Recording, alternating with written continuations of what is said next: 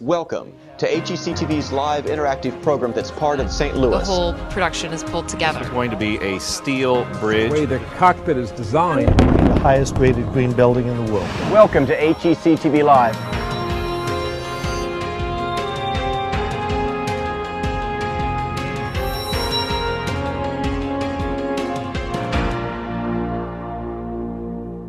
Good morning and welcome to Opera Theater St. Louis in St. Louis, Missouri for today's HECTV Live program, The Giver, bringing characters to life. Hi everybody, I'm Tim Gore, your host for today's program, and I'm very happy to welcome you to the rehearsal space that Metro Theater Company is using for their upcoming production of The Giver.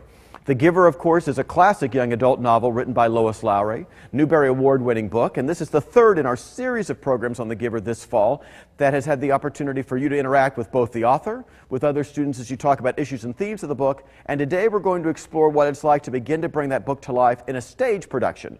As we meet actors who are involved in that production and the director of that production, they share a couple of scenes of the play with you, and you have the chance to ask them questions specifically about characters and about how you stage certain plot and thematic elements of the book. We're very glad that everybody is joining us either via video conference today or, of course, on the web or television. If you're joining us via the web or TV, don't forget you can email us your questions to live@hectv.org at any time. That's live@hectv.org. I'll be coming to our interactive video conference groups in a bit to let you each say hello and begin to ask questions during today's program. And the order that I come to you in the first time will be the same order that we'll use as we go throughout questions in today's program.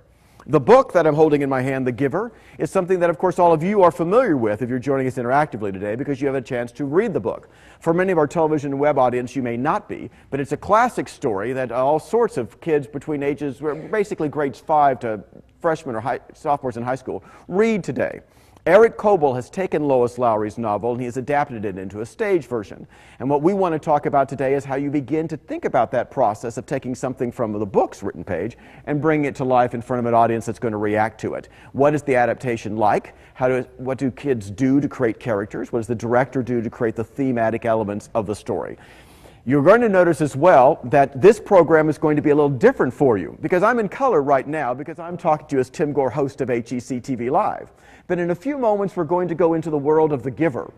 And of course, in the story that Lois Lowry has created, there is no color in the society that is the community that Jonas and Fiona and Asher grow up in. It is entirely a black and white and colorless community. So as we begin to introduce Carol North, the director of this production, and the artistic director of Metro Theater Company, then we're going to switch from color to black and white as we enter the world of The Giver. Carol, I'll ask you to come right on in. Thanks so much for being here. Good morning. Good morning. How are you? Oh, it's great to see you as always. Very exciting. Well, let's talk first a little bit about just what we see behind us and the nature of what is the set and the idea for what you're doing here. Yes. Well, we are in the room of The Giver, the book room. And this is only part of the set. It's in process right now. But you see a vast place where, in my imagination, of course inspired by Lois Lowry's story, all of memory, all of history, all of culture resides because this is the place that it has been put away. The community wants no part of it anymore, and The Giver is the custodian of all of those riches. Now, you mentioned memory. We had the opportunity earlier to have a conversation with Lois Lowry, and we wanted to give you guys an idea about where her idea for the story came from, because we had all sorts of questions that came to us about memory. So we're going to go to that excerpt from Lois Lowry now, where she talks about where her idea for talking about memory came. I began by thinking about memory. And the reason I was thinking about memory is because my father was very old, and he was losing his memory. And I began to think how important memory is. And what if there were a way we could control memory in people? What if I could magically maybe put my hands on my father's head as he sat there in the nursing home and bring his memory back? What if there were people who could do that, a whole community who could do that? And when I sat down to write the book, I realized that because that wasn't true yet, I would have to set the book in the future. So I just made it an unnamed time. People often ask me, what year is this book taking place? And the answer is, I don't know. It's sometime in the future. But it's a time when technology has developed to the point where they can actually control human memory. So there's Lois Lowry talking about memory. And we've actually had some questions come to us in advance from some kids up in St. Joseph, Michigan. And I want to go to Maggie and Peyton, who had a question about staging scenes that portray memory. Maggie and Peyton ask, how do you plan to prepare the stage for the scenes that portray the memories? Are you doing anything different in terms of lighting or whatever? Lighting and sound are huge in this production. I think that someday there will probably be a film of The Giver. But theater is so different from film, from television, where there are all sorts of special effects. And I think the real privilege of theater artists is to create space for the imagination, for the audience really to enter into a story where they have some work to do to fill in the blanks. So the stage space has what I call negative space, a lot of negative space. There are tall, looming trees that define a kind of dangerous boundary which exists between the community Keep talking about and that, 'cause elsewhere. we've got an image. Hold that, and I'll get the image as we talk about that. So those will be tall panels that hang from the space above the stage and extend all the way to the floor. The family home, this is the very end of the play, but you can see those shadowy trees that exist here. And as you can tell, light, which is going to be designed by John Wiley, is really a partner to the set design. So the lighting will texture the floor, it will create shadows, and this kind of eerie, colorless world. This is not a costume, by the way, but it gives you a sense of the scale and the proportion of the set on Edison Theater's stage. So that's the set is actually very, very simple. The family home is defined by one table and 4 places to sit, and it is separated at one side of the stage, and the other side of the stage is invisible at the beginning because it's shrouded by these tall panels. And when Jonas receives his life assignment, the panels lift, and all of us will discover the book room for the first time. Ooh, very cool. Very cool indeed. I know that many of you are getting into the bridge just right now for your connection, so thank you for keeping your microphones muted as you do so. I want to go to Arts Academy at Summit in Canton, Ohio. Arts Academy, do you have a question right now for the director about why she decided to pick this production, perhaps, or just the beginnings of the staging of the story? Go right ahead. For like parts of the book, he starts to see little like glimpses of color and stuff. How are you going to do that with like the apple and things? Good question. I'll let you guys mute again. Oh boy, did I think about that a lot. There's a phenomenon in reading something like a flash of color that has to change when you go to theater and time, because the audience's eye is focused on one thing very carefully. And in the scene where Jonas sees that flash of color for the first time, he and his friend Asher are tossing an apple back and forth. If it were just an instant with a magic apple that went bing and then it turned gray again, I don't believe the audience would see it. Now, all of you readers know that happens, so you'd probably be watching for it. But in theater time, what I wanted to do was establish that Jonas sees red for the first time, and we're actually seeing his world through his eyes. So we have a sort of sleight of hand where a gray apple tossed back and forth becomes red in Jonas's hand, and we see him see that red, but Asher doesn't. And they toss the apple back, and Jonas asks the question, is there something funny about the apple? And Asher says, yeah, it keeps slipping out of my hand. He doesn't see red. So it's a little longer in time than that passage in the book, the way Lois Lowry describes it. Oh, very cool, very cool. We had a question from Wappinger School in Wappingers Falls, New York, who's joining us via view-only video conference. Good morning, New York. And as we begin to think about the actors and actresses who are part of this play, this cast that we're going to meet, they wanted to know, how did you pick them? What was the casting process like? Well, they can tell you it was grueling. No, I think that it was fun for everyone, but it's a competitive process. We announced that there would be auditions for these roles, and lots of actors said they wanted to come audition. So we had a series of auditions, actually. We wanted people to feel comfortable. We wanted to know who they were. So the first stage was a very short monologue story, something simple. It was conversational. We warmed everybody up. And I could tell in that first sweep sort of who were the young people who had had some acting chops, who had some experience, who were interesting as individuals. I mean, that's really what I wanted to find, were the characters who seemed sort of like the characters to me, but were also very much themselves. These are young people. They're not starlets and stars, you know. So I was looking for young people who could do all of that. And then there were callback auditions. We gave them passages of the script to prepare, and we came in and we mixed up different combinations of actors, because it's also about a chemistry in relationships. And eventually, you know, the people who seemed right for the roles were there. I've double casted, so we have 2 sets of Jonases, Ashers, and Fionas, because we're doing quite an intense run of the production. And these are all students, so I knew I was going to get in big trouble with their teachers if I kept them out of school for a month. Well, it's always nice to be kind to teachers. As a former teacher, I'm very happy with that, Carol. Yeah, I thought you would be. We're going to have the chance to meet the cast, and as they begin to come up, we also want to give you an idea of where some of these characters came from in Lois Lowry's mind. As part of the conversation we had with her in October, she had the chance to talk about where those characters came from. We'll run that video clip for you now. When I'm writing a book, of course I have to make up the characters. And the one I pay the most attention to is always going to be, of course, the main character. That's called the protagonist. When I start a book, I have to decide what kind of character that will be, and I always start out thinking boy or girl, male or female.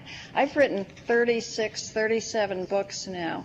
Most of my books have a female main character. You can guess why that is. It's because I'm female, and so it's easier for me to put myself into the mind of a girl. But a number of my books, a smaller number, have a boy as the main character, and The Giver is one of those. So I sat at my desk and I thought, okay, going to create this community.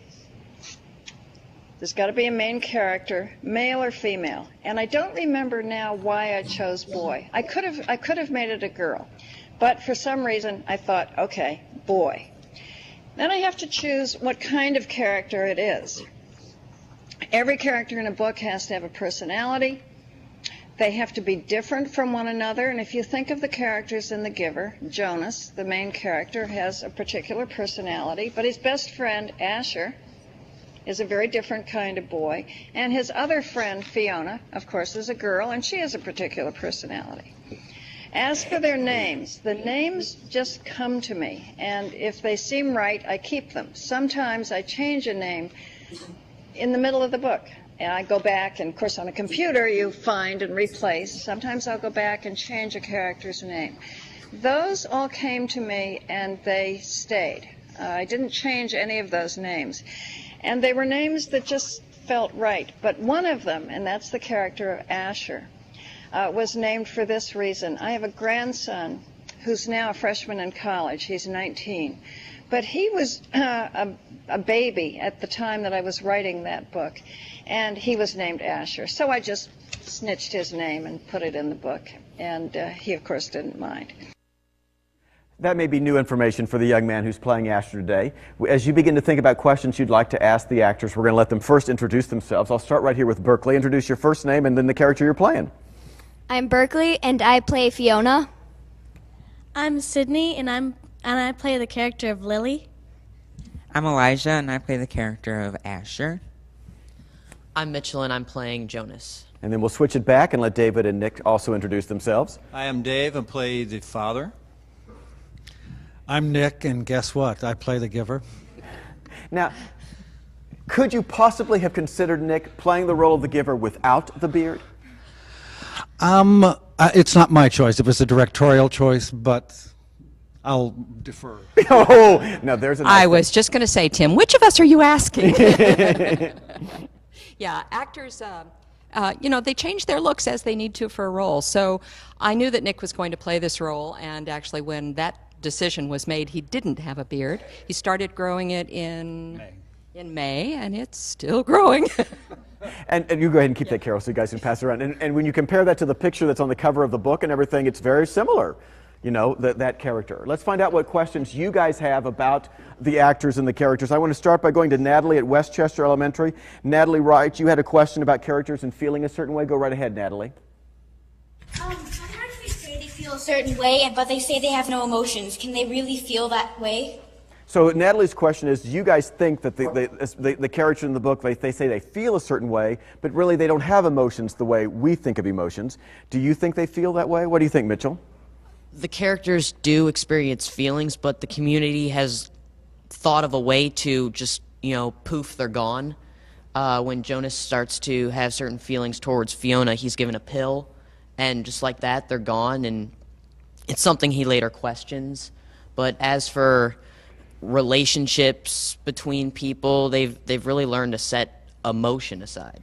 They all care for each other, but there's not that emotion. Right, there's a level of depth that isn't there. Let's go down to Laredo, Texas. Vidal, Magna, Trevino, are you guys there with a question right now? Yes, sir, we are. How are you able to act out being colorblind? Oh, so do you guys think about being colorblind in the course of the play? Who would like to offer a thought about that? Sydney, I can see you're beginning to think. Well, during the play rehearsal, you're not really in the motion that you're colorblind, but then once you get to see your costumes that might be happening, what might be happening with your costumes, you get to see, oh, this is really strange. We're colorblind. And then when, obviously we're practicing the scene with the apple, it's interesting to see how the apple changes from gray to red, so. Very cool. That's a really cool question. And in case you weren't with us at the beginning of the program and you're watching us on TV or the web now, you'll notice that we've kind of gone colorblind in today's program. We're doing it black and white because, of course, the world of The Giver does not have color in it. I want to invite the Lift for Life students. If you've got a question anytime, don't forget to come right on over here. Let's go to Canton, Ohio. Can, do you have a question right now? This question's going to be from Ellie. In the book, there's the baby Gabe. Are you going to use a real baby, even though their behavior might not be well during the performance? Working with children and dogs, right, David? I've done both. No, we're not actually using a baby. We're using a doll or a couple of dolls representing when Gabe first comes and he's really small, and a little bit larger one when he grows throughout the year that the family has him at the home. Can I add to that? Sure. It's really important that though these are props and they're dolls, that every actor in the room treats them as another character. And so we discovered that early on in the rehearsal. We couldn't be informal or casual or careless with the way we handled these, because it mattered that everybody invested imaginative belief in there being, that was a scene partner. Gabe is real. And the whole story is about Jonas saving Gabe's life. So that's been a kind of ground rule in the rehearsal hall. We've had some email questions come in. This is from Nick in St. Bridget. Thanks so much, Nick, for the question. Did any of you guys read the book, or were you familiar with the story prior to the casting in the play? Berkeley? Yes, I actually read it before the auditions for the show. I felt that that would help give me an idea of what my character would be thinking, or what everyone else around me would be thinking, and give me an idea of what ways I wanted to say the lines and how I would feel in that particular time or that place. And actually, Carol suggested that before rehearsals began, we also reread the book if we've read it already, or read it for the first time, just to get an idea of the entire plot and become comfortable with Lois Lowry's story. Oh, very cool. And Jonas, we've got a question that's come specifically for you from Jeremy at St. Bridget. Thanks, Jeremy. What do you think about the society that these characters live in as an actor, having to live in it?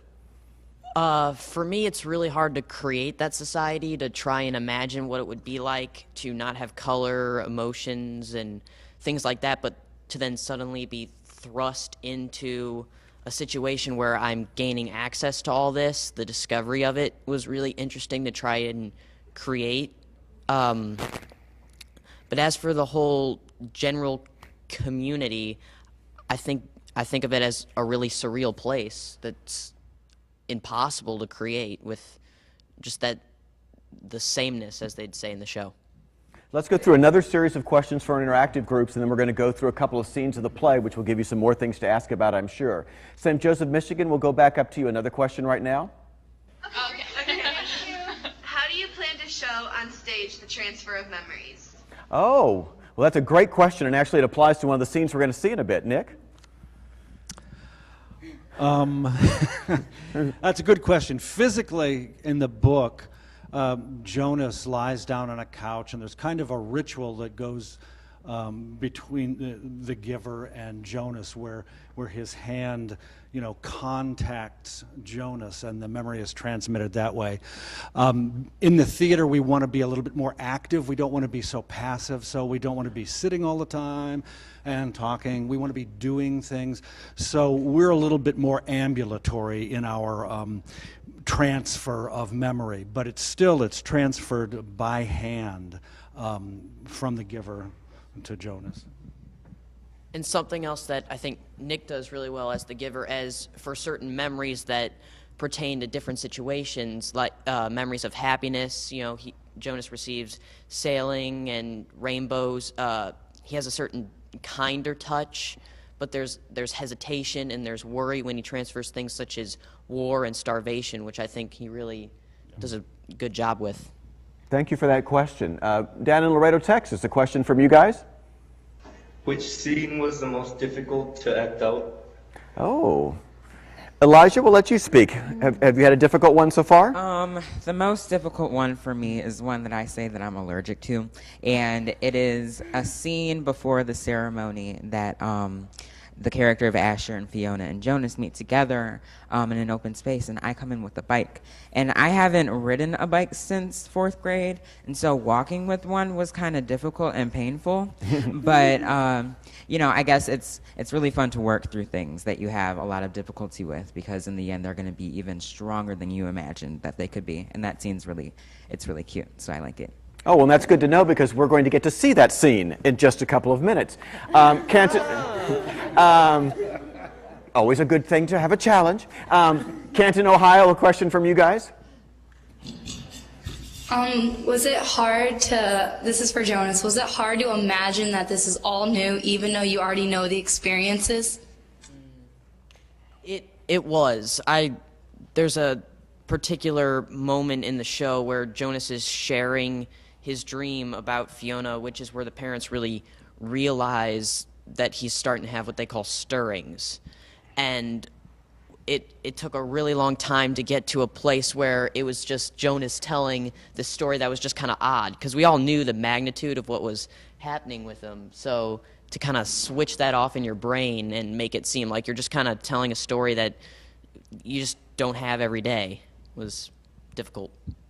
Thank you, and a good question. Let's go to Westchester again in Kirkwood. Westchester, a question from you guys? Yes. Guys, anybody have any new questions going on? Hannah, do you want to say yours?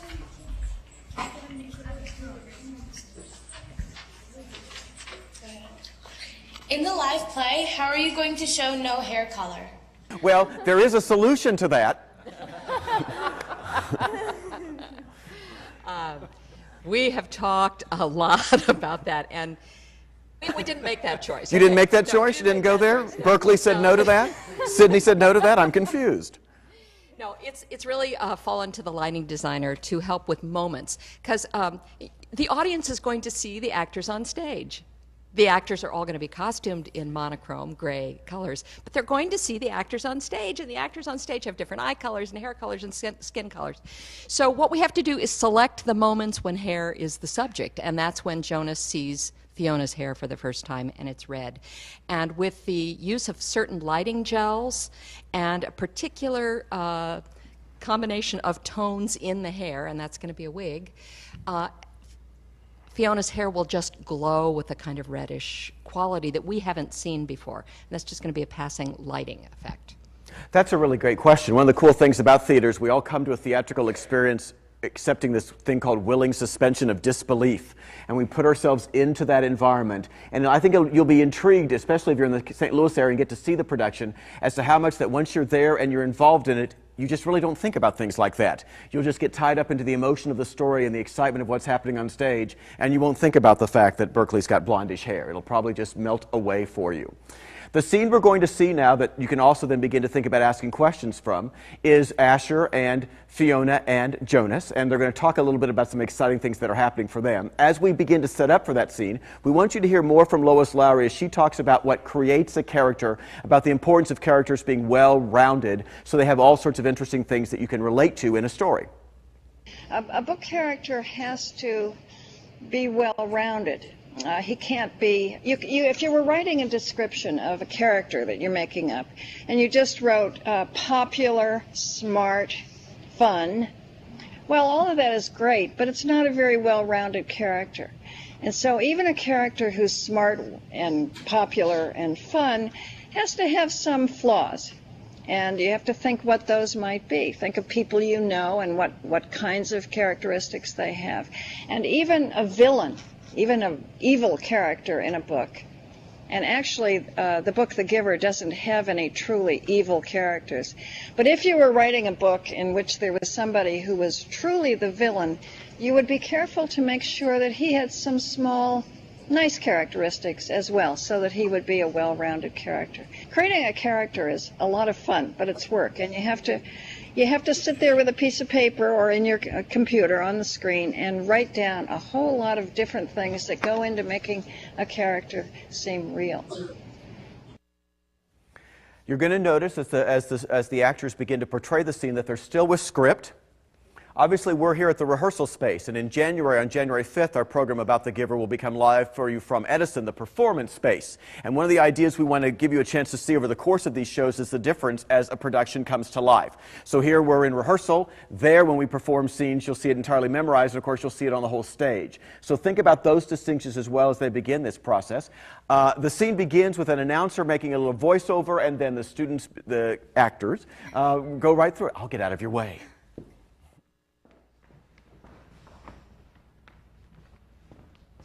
Hello, Jonas. Hello, Fiona. I just found out. My family's getting a new child from the ceremony. I'm so excited. I'm just scared. Are you sure scared is the right word? Well, I heard about a guy who was absolutely certain he was going to be assigned engineer, and instead they gave him sanitation laborer.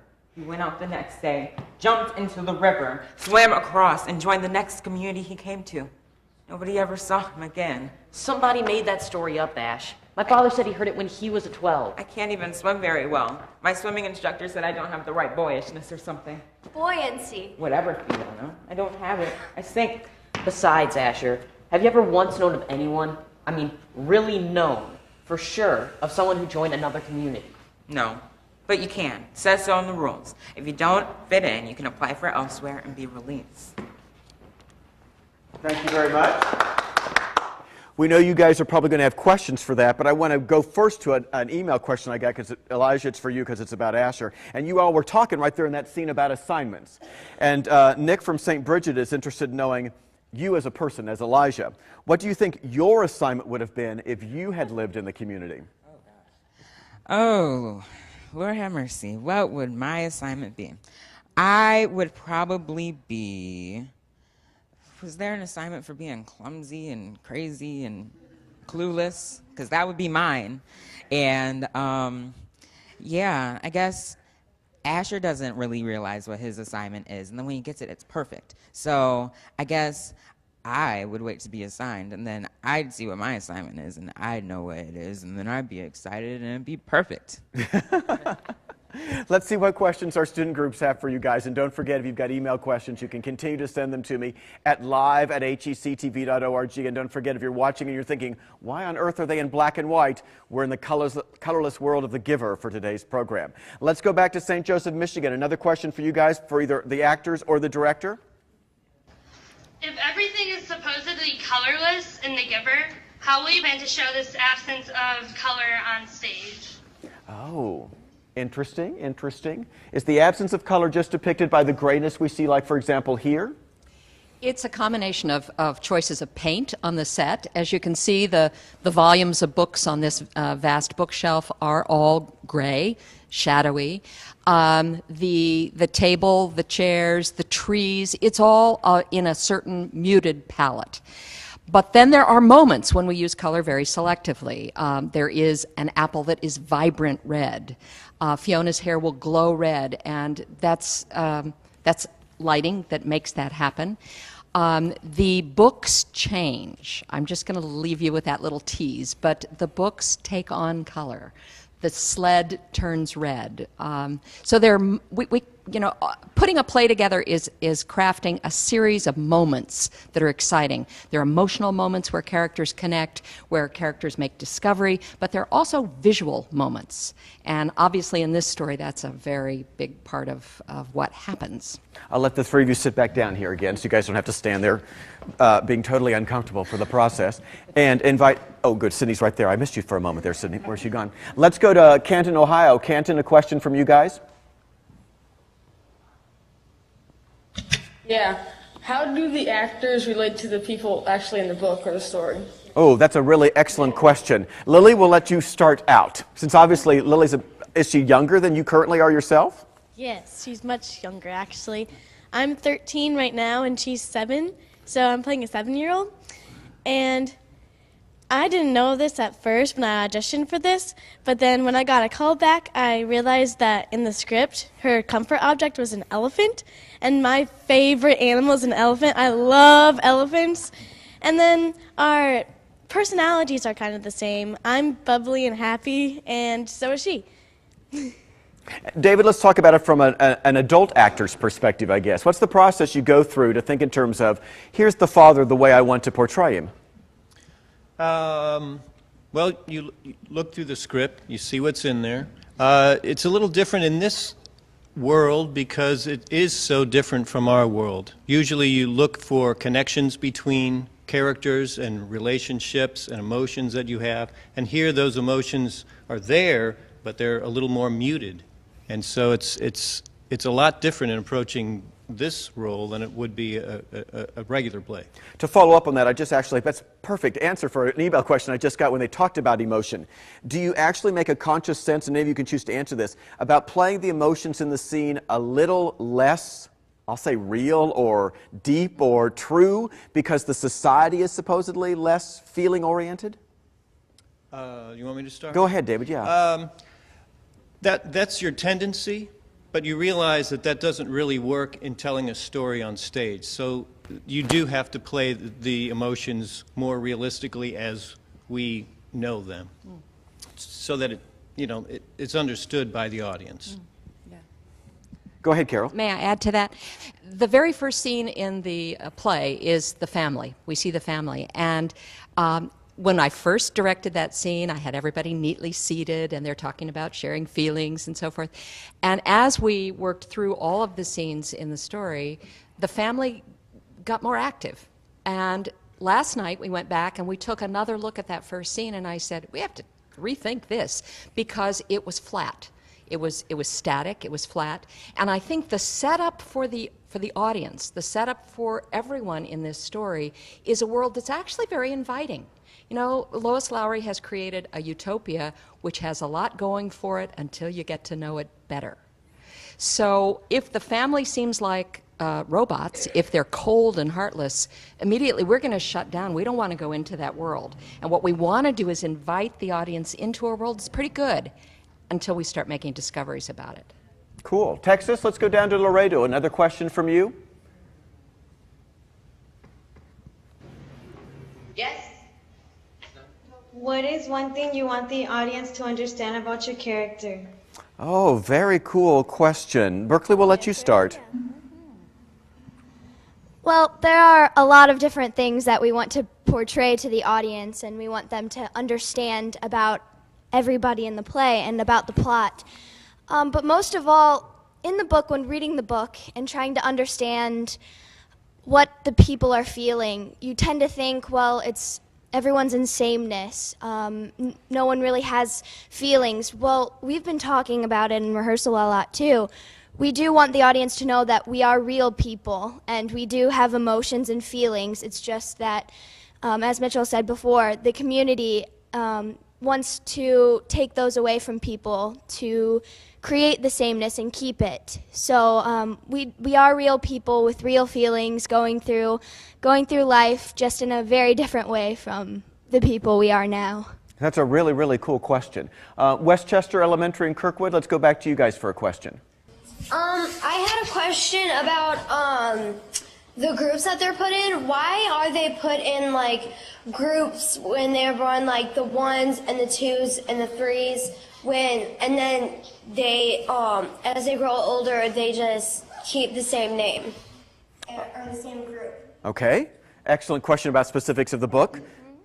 Jonas, go right ahead. Mitchell/Jonas, Jonas/Mitchell. The groups they're put in are essentially their age. So when they say 11s and 12s, 12 is when you receive your assignment, and then you're actually split up from your groups. You still do school together, but you're put into people with similar assignments that you have. And of course, Jonas is segregated. He has a job where he can't discuss anything with anyone, but the groups are essentially their ages. Good questions all. We want to have the opportunity for you to see a second scene in the play now, and this scene is going to be between Jonas and the giver, and then we'll have more question opportunities for you. But in the scene you just saw, you may have noticed that Asher had one of those moments that Asher's character has where he's not quite sure that the word is the right word, or Berkeley responded, "Are you sure that's the right word you meant?" when he was saying boyishness and buoyancy is the word. Well, when we had the chance to talk with Lois Lowry in October, she told a little story about trying to come up with the idea of Asher's character and thinking about a particular instance where he said a word that was inappropriate or wrong, and how she decided to change that. Let's hear what Lois says about Asher's character, and then we'll see the next scene. If you've read the book recently, you may remember that when Asher, Jonas's friend, is called to the stage to receive his assignment, and the elder on the stage is describing Asher's childhood, as they do for each kid. And the audience is chuckling, and Asher's kind of a funny character. And it describes when he was little and learning language and misusing language. Here's a section that in the original manuscript was there, but it was later removed. They described how when Asher was 3 or 4, at whatever age they were learning different verbs. It described Asher learning the verb to yearn for something. You guys all know what that means. It's that you want something badly. And it described Asher making a very silly mistake that made the audience laugh. They said when Asher was little, he made this mistake. He was learning about the word to yearn, and he said, "Oh, I am urinating for my snack." Okay, that was silly, and it made the audience in the book laugh, but it was really too silly. And so I went back and took it out. And now a scene between the giver and Jonas. It's not fair. Explain. It's not fair that nothing has color. If everything's the same, then there aren't any choices. I want to wake up in the morning and decide things. A blue tunic or a red one. I know it's not important what you wear, but... Yeah, but it's the choosing that's important, isn't it? Right. My little brother. No, that's inaccurate. The new child staying with my family. Gabriel. He's really cute, and he's picking up toys and grabbing things, and wouldn't it be great if we could hold up things that were bright red or bright yellow, and he could choose? He might make wrong choices. Oh. Well, that would matter later, wouldn't it? Not safe? Definitely not safe.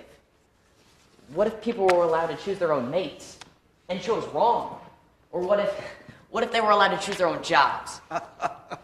Frightening, isn't it? I can't even imagine it. We really have to protect people from wrong choices. Oh, it's safer. Much safer. Come. I'm going to show you something unsafe. It's called an elephant.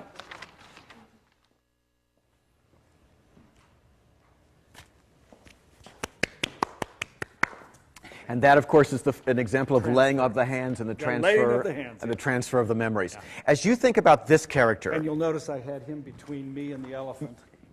I noticed that. So, you know. Yeah. As you think about this character, which for a lot of people who read the book, I mean, it's got to be really vivid in them. what did you think about physically for this character? What did you think about vocally for this character? Is he Charlton Heston, Moses sounding in the Ten Commandments? Is he more kind, Grandfather Walton-like? These may or may not be examples that anybody besides my generation will relate to. I suddenly realize as I talk about them. Talk a little bit about the physicality of this character and his vocal stylings. It's still in process, and for me, the biggest challenge in this character of the Giver is that it's an iconic role. And I keep telling people, don't ever do a role that the play's named after. You know, you don't want to do that because there's a lot of responsibility. Everybody has an idea of who the Giver is, what he looks like, and an emotional attachment to him. So I can't win, or I can win with everybody. So my biggest connection in building this character is with me. It's not with Charlton Heston, and it's not with other people. It's trying to find the part of me that is like the uber parent, you know, that understands that learning comes from failure as much as it comes from success. And it's exhausting. Any parent knows this, you know, that, you know, you're on for the duration for years, you know, you don't sleep at night. And bearing all of those things. So in terms of physicality and everything, one of the challenges is one of the first lines that the Giver talks about is how tired he is. But if I come out and say, I'm so tired, and oh, I suffered so much, and everything is bad, then people are going to hate me. So I'm looking for the joy. And look, I got a new kid who's come in here, and he's going to take over the job, and I can retire, you know. So this is a joyful thing. And I'm trying to tap into that, and that may be something that other people don't see. But anyway, that's my take on it. Very cool. Go ahead, Mitchell.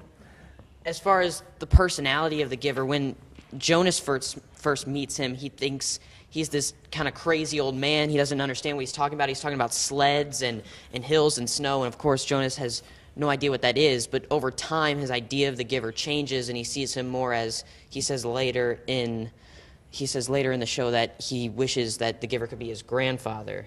So they both develop a love for each other. Right, there's a definite emotional bond between the two of them. We're going to go to more of your questions interactively. We're going to start right here with a question from a student here at Lift for Life. Go right ahead, young man. What's your question? I got a question about the ending of the book. All right, so in the book, the Giver, the ending just ended all of a sudden, like it was a word ending. So I wanted to know in this play, do the book just end all of a sudden out of nowhere, or is it a different ending? Carol, I'll let you answer that, and you guys can sit and relax again. Eric Coble, who adapted the book for the stage, was very respectful of Lois Lowry's ending, too. And essentially, he didn't change it. Jonas escapes with Gabriel. He's saving his life. And the very end of the play is Jonas on that long, dangerous journey. What we're doing with it theatrically is taking Jonas to the very edge of the stage. He goes through a dreadful long ordeal on a bicycle. He can't ride any further. The baby is cold. The baby is hungry. They run out of food. He's exhausted. He's gone way beyond anything he knows. And he goes to the very edge of the stage when he hears music for the first time. And that's, to me, that's really the way Lois Lowry has ended the book, too, which gives the audience an opportunity to do some interpretation, to think about how Jonas and Gabriel are at that moment. Is there hope on the other side? And I love the way Eric handled the play, and I think the audiences are going to have a powerful emotional feeling about that, and yet it's an ending that doesn't have an absolute answer to it. That's a really good question. When we had the chance to talk with Lois Lowry in October, we had tons of student questions about that. And I'll just take you to our website, hectv.org, and you can watch that conversation, because she gives a lot of insight into the ending of the book and why she chose to do things the way she did. As we get to our final segment here and go through student questions again for our actors, I also want to invite Sarah Rugo, who's the production manager from Metro Theater Company, to join us as well, because you may have questions that relate again to technical elements. So let's go back to Michigan, St. Joseph, Michigan. A question from you guys. How will you create an audience for the ceremony? Oh, interesting. Is the audience a whole bunch of people, Sarah? Well, actually, the audience is the audience that will be in the theater with us that day for the play. The only other cast members who are available, because this is actually a somewhat small cast of 11 people, they will be on the stage, and that's the family of Jonas. So it's mother, father, Lily, and father is holding baby Gabriel at that point. But we see their reactions as the audience in the ceremony, and then we hear the reactions of the other audience members through the sound cues that will be played during the ceremony. So there will be more applause and some murmuring at some of the nervous moments and cheering at the happy moments. And the way it's been staged is actually so that the 3 12s, as they're called, the people who are turning 12 that day, Asher, Fiona, and Jonas, are facing the audience in the theater, in the Edison Theater, so that they become a part of the ceremony as well. I'll just stay with you because we've had a question coming to us from Kelly at Marsh Middle School. Thanks very much for your email questions. Don't forget they're live at hectv.org. How will you show the release? The moment I think you're probably referring to is that moment when Jonas finds out what that actually is, release.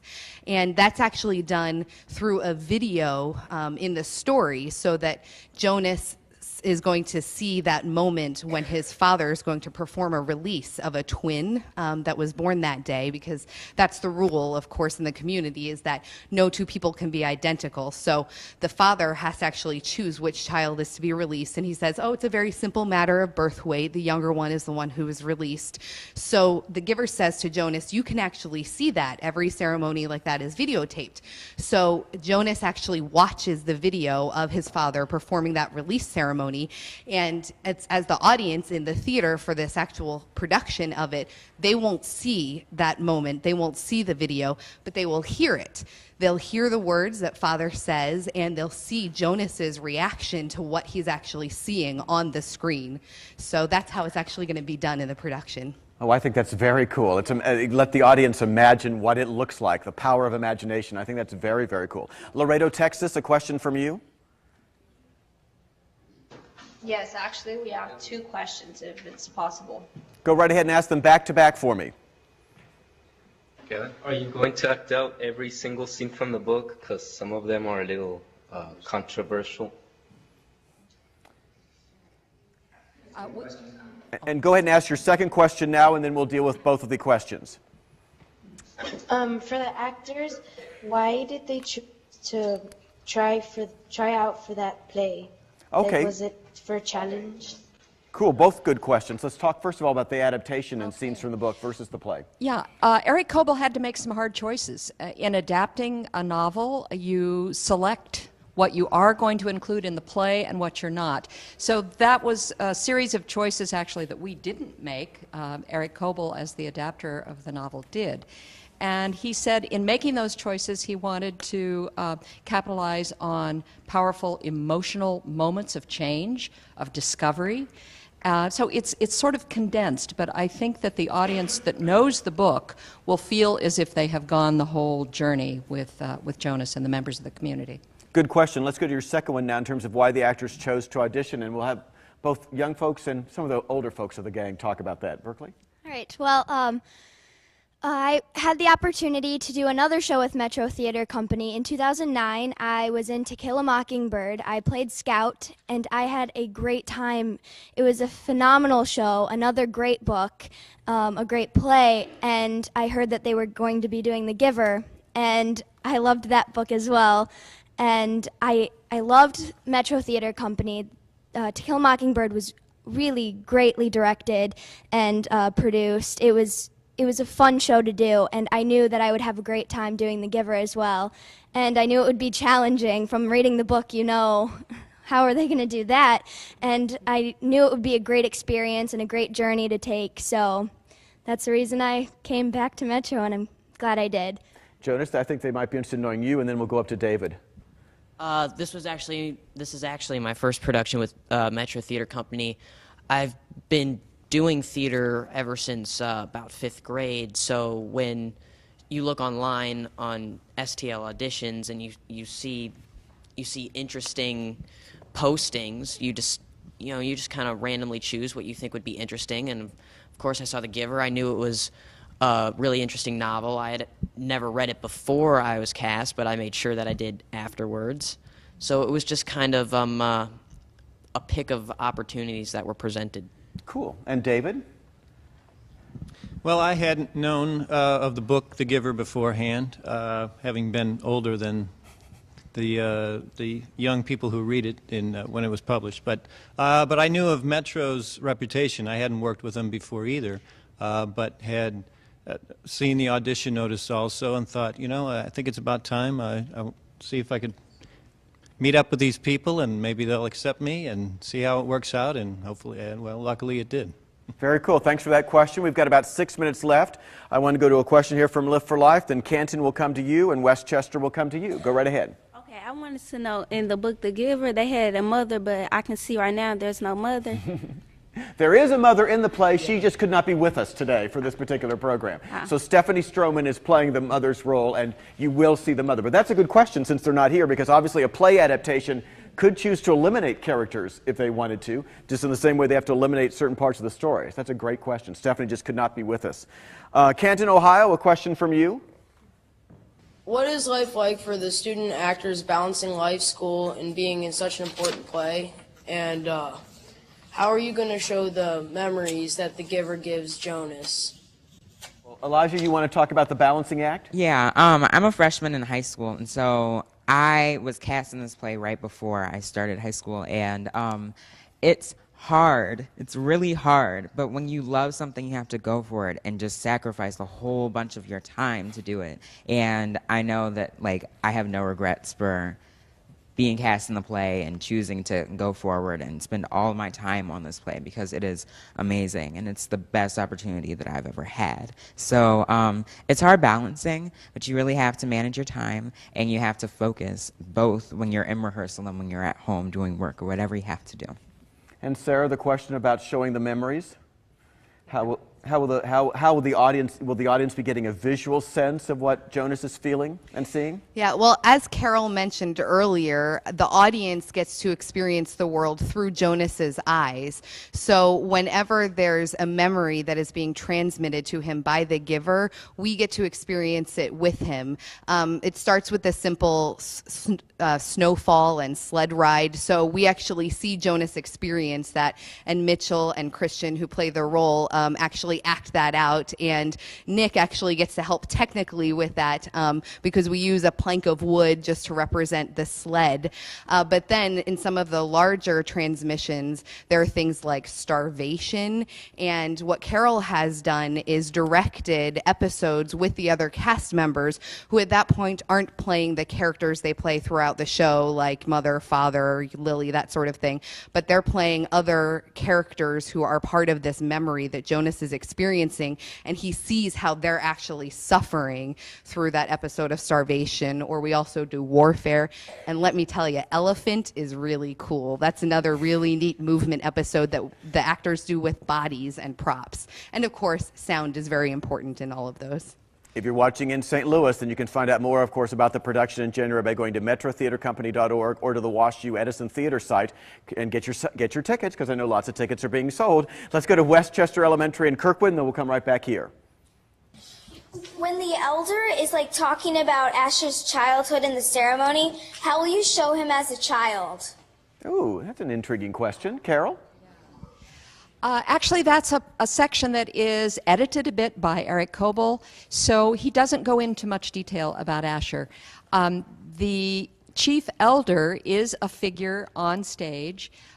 He will have a grand sort of robe on, and the lighting will be very, very strong from above, which will cast him in a kind of powerful shadow. So the actual details of the ceremony are compressed. There's more detail in Lois Lowry's novel than there is in the adaptation that Eric Coble wrote. Very cool. A question right here. Okay, so my question is, as Jonas begins to see color, can he tell that Asher is African American and not Caucasian? What a great question. No, and that's an inconsistency.